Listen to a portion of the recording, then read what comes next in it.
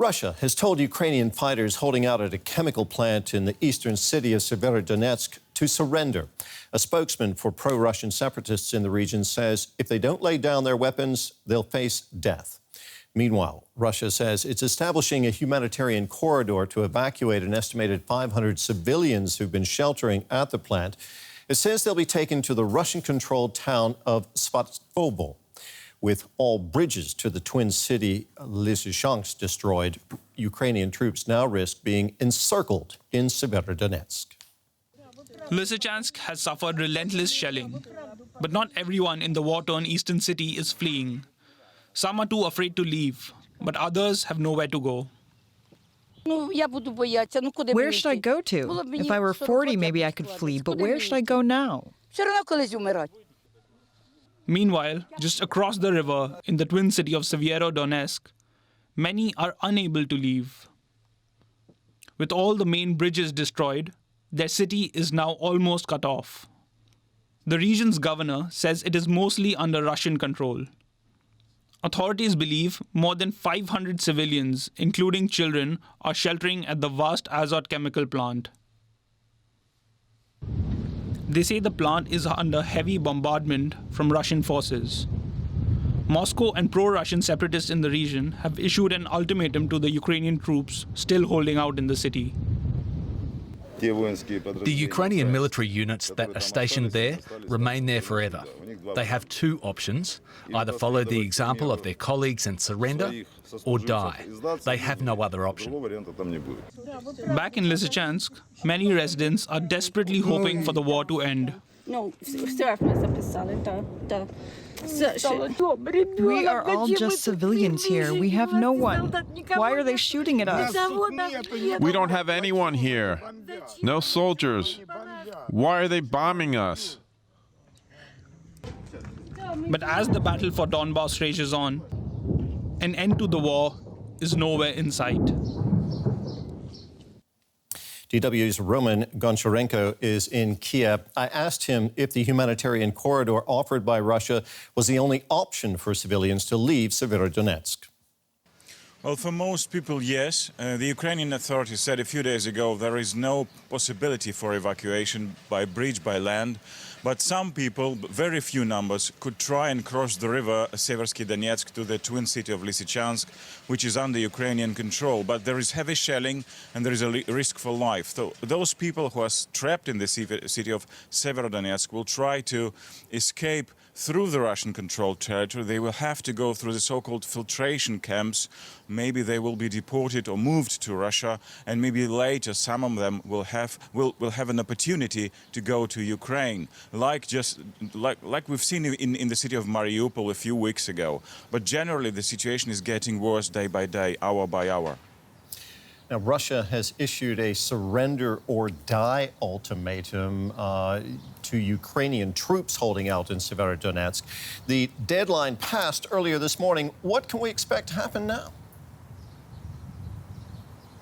I wouldn't expect much. Nobody's talking about surrendering to the Russian troops, and the situation is very much different from Mariupol, I would say, because the Ukrainian forces are just across the river on the other bank, and they are trying to help those in Severodonetsk. They are trying to maybe deliver some weapons across the river by boats, by small ships maybe. Some Ukrainian forces are swimming, but the situation generally is getting worse, and Ukrainian forces desperately need more weapons from the West to hold the city. And I do not exclude that in the coming days the fighting will intensify even more. Now, you're in the capital, Kiev, Roman. What's the mood among residents there? Are they confident that Russia can be defeated and that Ukrainians' territorial integrity can be restored? Well, it depends who you talk to. Most people I've spoken just say, yes, we are confident and we can hold our territory and we can take it back, but we need more weapons from the West, and they are coming too slowly. There are two things that people hope for. One is weapons, and the other that the Russian army will get tired. They expect that to happen in the coming weeks, maybe months, because the fighting continues, it's very intense, and both both sides will need kind of a break. We've seen something like that in early April, and this is what people are hoping for. Roman, thank you very much. That was DW's Roman Goncharenko in Kiev. The war in Ukraine is not the same conflict that it was 4 months ago. The fighting is now focused on the eastern Donbass region, where it's turned into an artillery duel, a slow and costly war of attrition. What Kiev needs most now are heavy weapons. Ukraine has received upwards of 300 artillery pieces from the West, with more on the way. This is the M777 howitzer. More than 100 of these have arrived from the United States. They allow Ukrainians to shoot farther and, in some places, outgun Russian forces. More than 40 multiple rocket launchers have arrived in Ukraine from the West. Kiev is eagerly awaiting delivery of several of these M270 rocket systems from Britain. These can fire much farther than conventional artillery and with greater precision. Germany has also promised to supply rocket launchers along with self-propelled howitzers like this, anti-aircraft guns, and surface-to-air missile systems. But we don't know if any of it has been delivered, much to the frustration of Kiev. Smaller countries have been making generous contributions. Poland alone has sent more than 230 T-72 tanks. The Czech Republic, more than 61 armored personnel carriers, and 14 fighter jets from Bulgaria are in the skies over Ukraine. Well, for more, I'm joined now by Mike Martin. He's a war and conflict researcher and a former British Army officer. Mike, we've just seen an overview of the weaponry that Ukraine has received so far. How does that compare to what Ukraine actually needs? Hi, good morning. Well, the Ukrainian government on Monday, so just a couple of days ago, announced that they need up to 1,000 artillery pieces, 1,000 drones as well, and up to 500 tanks. So the numbers that you quoted there, just 200 artillery pieces making it to Ukraine, are well short of that. I think as well the important thing to consider with artillery is that the logistical requirements for ammunition are huge. It's very possible to fire off a shipping container's worth of ammunition in a very short period of time. Now, many NATO countries are clearly willing to supply Ukraine with weapon equipment and munitions, but do these alliance members really have the stocks available to supply Ukraine with what it needs? In terms of artillery pieces and drones, yes, they do. Drones you can buy off the shelf, so they're fairly easy to get hold of. And artillery pieces, 1,000 artillery pieces is well within the stocks of NATO members. Ammunition is probably a more difficult question, but I would say even that is within the stocks. That if you look across the entire NATO alliance, it's well within the stocks available. And what about commercial providers, Mike? How much could the arms industry deliver to Ukraine? And what sort of barriers are there for the industry to do that? Well, if we take a country like Britain, for example, the military and the defence logistics organisations have very close, long-standing relationships with industry. Indeed, the defence industry used to be government-controlled. It's just now in the private sector. So these long-standing relationships are already keyed up, if you like, to increase production in a time of war such as this. We've been at war now in Ukraine for 3 months. And so were those requests made to industry at the beginning of the war, which I believe they were, that will be starting to come online. So again, I don't see that as a problem either. Now, some of these new weapon systems from the West are quite sophisticated. Ukrainian troops need special training in order to operate them. That takes time. How does that factor into things strategically? Exactly. You've hit the nail on the head. The bottleneck is not necessarily the weapon systems, it's the training. So previously in the conflict, Ukraine was asking for anti-tank weapons, and these, you can deliver these literally in a suitcase or a box, and you can read the instruction manual, and then the troops can use them. Artillery systems are completely different. Ordinarily, we would expect to take maybe 6 months to train a crew an artillery piece. Obviously, that's unrealistic now. The training courses are being reduced down to a week or 10 days But that means that Ukrainian troops have to be taken out, trained in somewhere like Poland or even in Britain. And then those Ukrainians go back to Ukraine and become trainers of further Ukrainian troops. So it adds at least a 2-week or a 1-month lag in getting those systems operational on the front line. Mike, thank you very much for talking with us, for your insights. That's military analyst Mike Martin. Now, Ukrainian forces have managed to push back Russian troops from several areas, and it's in those areas where more than 15,000 suspected cases of war crimes are being investigated.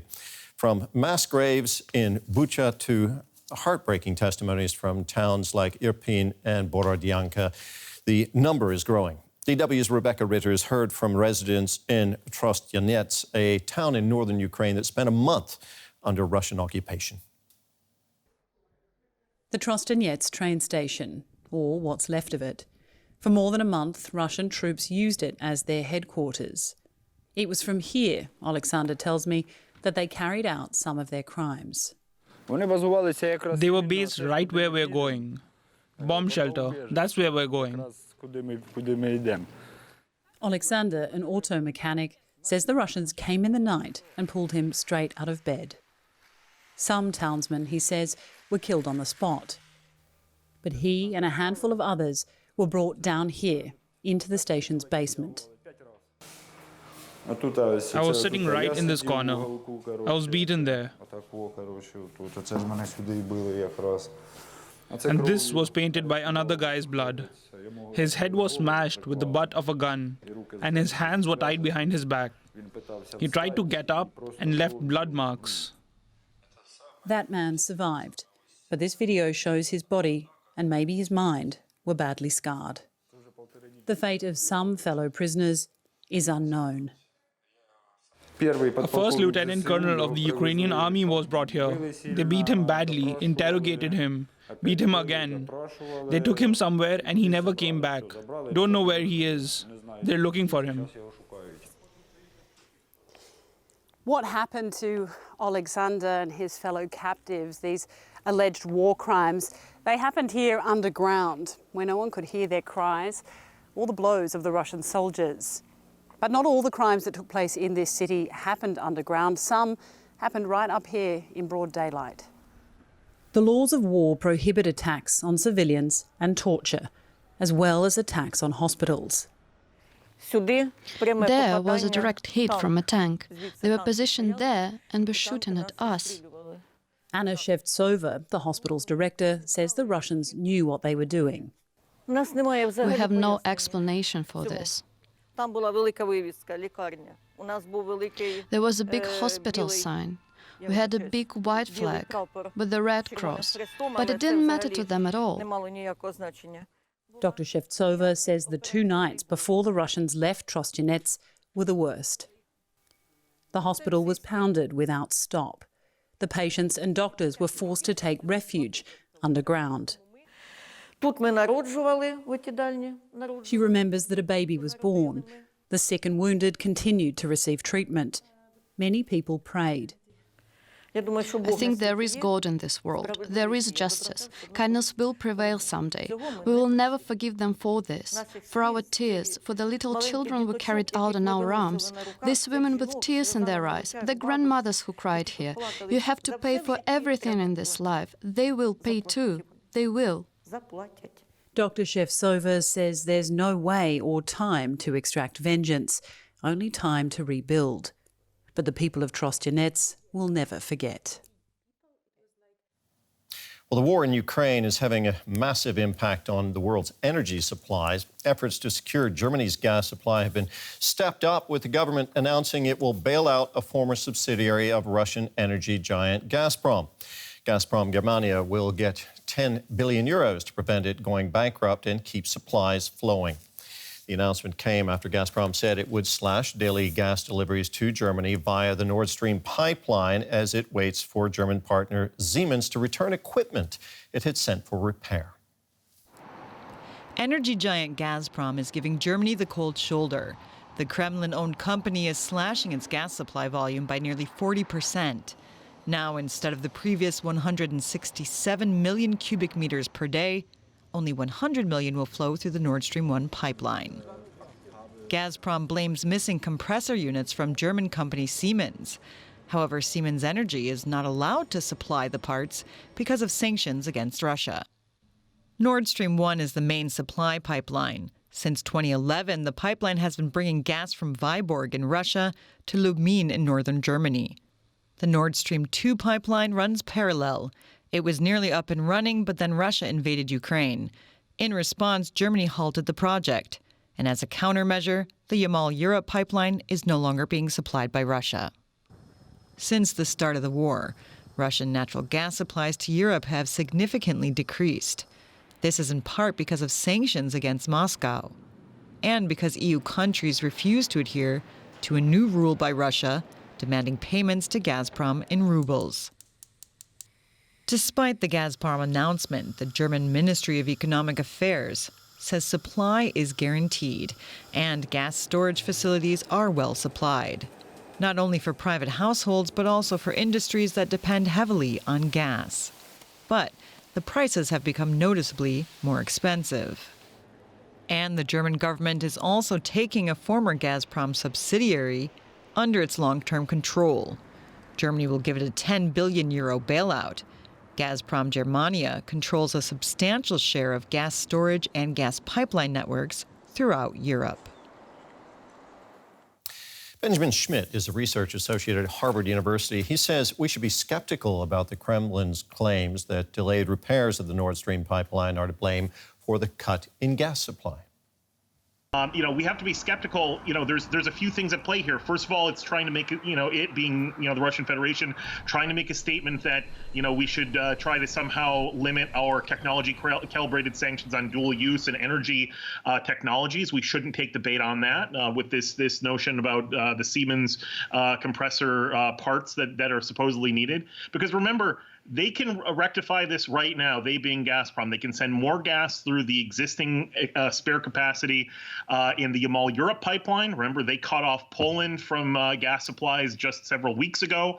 Not to mention, at least 1/3 of gas supplies through the Ukrainian territory could be turned back on if the Russians deoccupied the area around that pipeline where that gas goes across, because still 2/3 of that pipeline system is operating and bringing gas to not only Central and Eastern Europe, to Western Europe as well.